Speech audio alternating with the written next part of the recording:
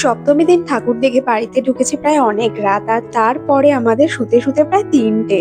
আবার সকালবেলা ঘুম থেকে উঠে রেডি হয়ে যাওয়া মামার বাড়ি। আর ভাইরা যেহেতু আমাদের সাথে ছিল আমাদের বাড়িতে, ওরা আবার আমাদের সঙ্গে এসেছিল ওদের বাড়ি, মানে আমার মামার বাড়ি। মামার বাড়িতে আমরা অষ্টমীর অঞ্জলি দিয়েছিলাম। পুজোর সময় প্রায় বহু বছর পর আমি, ভাইরা, মা, দিদা আমরা সবাই মিলে অষ্টমীর দিনকে অঞ্জলি দিলাম। খুবই মজা করেছি। দুর্গাপুজোয় সবার সাথে থাকার একটা আলাদাই মজা, আর এই মজাটা এবছর আমি একটু বেশিই করেছি। এই কারণে বৃষ্টি তো হয়নি, ভেবেছিলাম খুব বৃষ্টি হবে, কিন্তু মামার বাড়িতে এক ফোঁটা বৃষ্টি হয়নি। ওয়েদার খুব ভালো ছিল।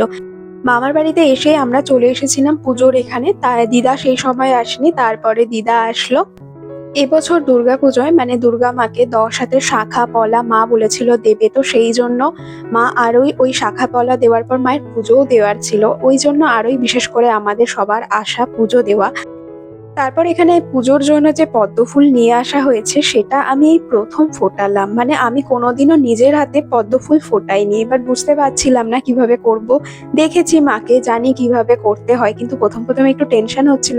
পুজোর ফুল আমি যদি কোনোভাবে কিছু করতে গিয়ে পাপড়িটা যদি ছিঁড়ে যায়, মানে ভয় লাগছিল। তারপরে ধীরে ধীরে করতে করতে না বেশ ভালো লাগছিল। মানে প্রথমে প্রায় একটা দুটো করার পর বেশ বাকি সব ফুলগুলো মোটামুটি আমি করেছি। আমার এই প্রথম এত ভালো এক্সপিরিয়েন্স হলো। আমি পুজো সেরকম কোনো কাজ তো করতে হয়নি, আর আমার আশেপাশে যে পুজোগুলো হয় সেখানে যাই অঞ্জলি দিয়ে চলে আসি। সেইভাবে যে নিজে কিছু কাজ করব সেই রকম কখনো হয়নি। আগেরবারে যখন মামার বাড়ি থেকে আসছিলাম দিদা বলেছিল পুজোয় আসবি, তো আমি বলেছিলাম যে দেখছি।